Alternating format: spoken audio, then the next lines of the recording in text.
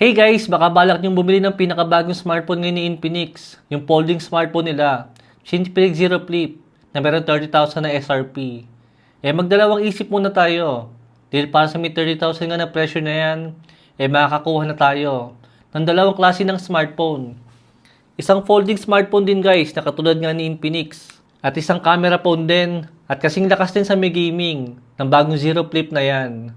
Para sa may halagang 30,000, dalawang smartphone na yung makukuha natin. Isang flip phone guys, isang camera phone, at isang gaming phone. Saan ka pa? Para sa may around na 30,000 din na presyo niya. Ito nga pala guys, si Phantom B Flip. Dating 30,000 din guys yung kanyang SRP nung unang labas nga niya. Pero madalas guys, pagka nakasale po ang smartphone na to, makukuha na lang natin siya ng around 15,000. Flip phone din to guys. Malakas din siya. At maganda rin yung camera. Pero napakamura na ngayon. Tapos kung sakaling gaming po naman ang hanap natin, nandyan din guys si Infinix GT20 Pro na kulang 15,000 na nga lang din pagka nakasale. Kasing lakas lang din yan guys ng Zero Flip. At kung sakaling camera po naman ang hanap natin, nakasing lakas din ng pinakabagong flip phone niya ni Infinix. Ito rin guys si Camon 30 Pro 5G. Malakas din siya at maganda rin ang camera na mayroong stabilization sa may video niya. Para sa may 30,000 din guys na presyo, isang flip phone na makukuha natin, saka isang camera phone, saka isang gaming phone. Kaya ayusin nyo ang pagpili guys. Kung flip phone din naman guys ang hanap nyo, super padali naman ang Phantom B Flip ngayon. Di dati nga siyang 30,000 yung kanyang SRP. Maganda rin yung camera niya, at pero 64 megapixel ang main camera, saka 32 megapixel ang front selfie camera. Malakas din guys yung kanyang processor, na meron Dimensity 8050 5G. Maybe baka makulangan kayo sa may malita display niya. Pero okay lang yan guys. Hindi mo naman yan madalas gagamitin. Still yung display pa rin sa loob yung mahalaga. At goods naman ang display ni Phantom V Flip. Dahil nga naka 6.9 inches siya. Na merong AMOLED 120Hz sa refresh rate. Saka sure naman guys, hindi nyo naman gagamitin ng ganitong klase ng smartphone para ikapang gaming. Dahil ibang material ang mga ginamit dito. Compare nga sa mga solid na mga ganito, na mas matibay siya. Compare sa mga flip phone. Pero still guys, kung gagamitin nyo ito as daily phone, na pang YouTube guys or pang social media, mabilis naman guys gamitin ng smartphone na to. Dahil subok na natin ang kanyang processor.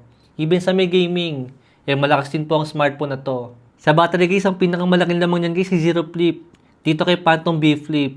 Dahil naka 4,720 na battery yan. Habang naka 4,000 mAh siya battery lang, itong si Tecno. Pero syempre, considering nga sa may presyo nila, na makakabili ka na ng dalawang Phantom B Flip, sa may presyo guys ng Zero Flip, I think okay na yan i-consider yung battery niya. Kahit naka 4,000 mAh lang. Dahil kung gaming guys ang usapan, makakapili ka dito sa dalawang smartphone na to. Itong si GT20 Pro at Camon 30 Pro. Tapos meron pa tayong B Flip dito. Dalawang smartphone para sa may 30,000 na presyo niya. Lalo pa ngayon na madalas na nga mag-sale guys ang Tecno Camon 30 Pro 5G ng around 12K to 13,000 na presyo ngayon. Kung yan ang pipiliin nyo.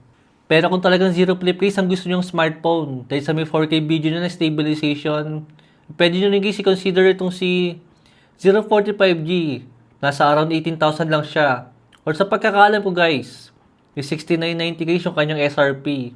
Still mas mura pa rin siya. At makakabili ka pa rin pagka nakasale yung smartphone na to guys. Still dalawang smartphone pa rin yung mabibili natin. Hindi man tayo naka-flip phone, pero still guys, isang gaming phone at isang camera phone, still panalo pa rin yan compare sa isang flip phone lang ni Infinix. Pero kung sakali man guys talaga na ayaw nyo ang mga smartphone na to at si Zero Flip talaga ang gusto nyo, pinakamaganda yan guys, hintayin nyo na lang next year. Sigurado magmumura din yan. Katulad itong si Phantom V Flip, dating 30,000 yung kanyang presyo, pero nga ngayon madalas na naka 15,000 na lang siya. Hintayin nyo na lang guys mag-sale yung smartphone na yan. At sigurado mas sulit na yan next year. Pero syempre guys, kayo pa rin naman ang masusunod. Opinion ko lang po lahat yan. Pero para sa akin, masyado lang ako namamahalan sa kanya. And yun lang po guys. Thanks for watching.